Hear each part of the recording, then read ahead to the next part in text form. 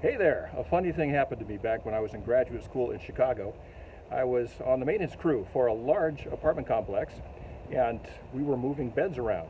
And I went to one of the apartments and was moving a mattress out so we could move another one in.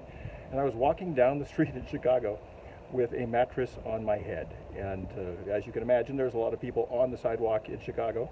And a guy asked me, "What are you doing?" I said, "Some guy with a beard told me to pick up my bed and walk." Well, this has to do with today's Bible passage.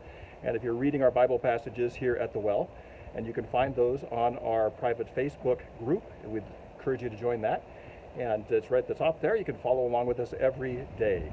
We're reading John 5, the story of the Pool of Bethesda. And I'm right here by a hot tub where the water's swirling around, which is a good illustration for the Pool of Bethesda. People used to go there for healing.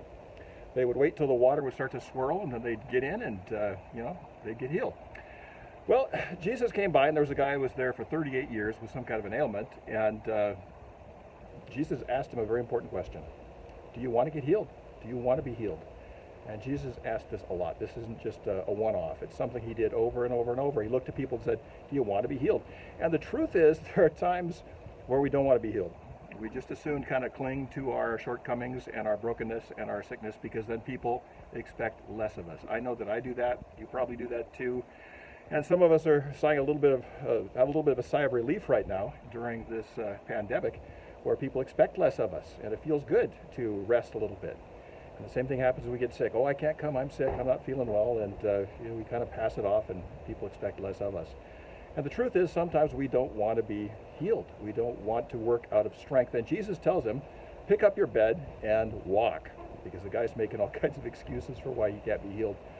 And he does, of course, do that. And what I want to talk to you about is the fact that, hey, we've got limitations. And all those limitations aren't going to go away. It's not going to happen in this life.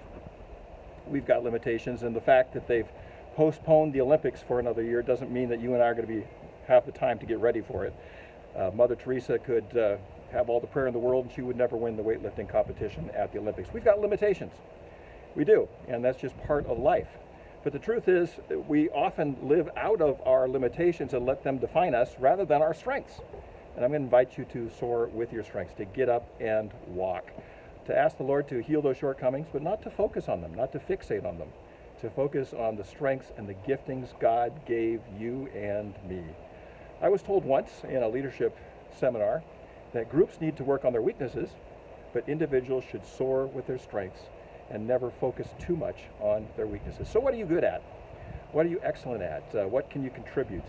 How can you pick up your bed and walk and get moving and soar with your strengths, live out of your strength, not out of your weakness?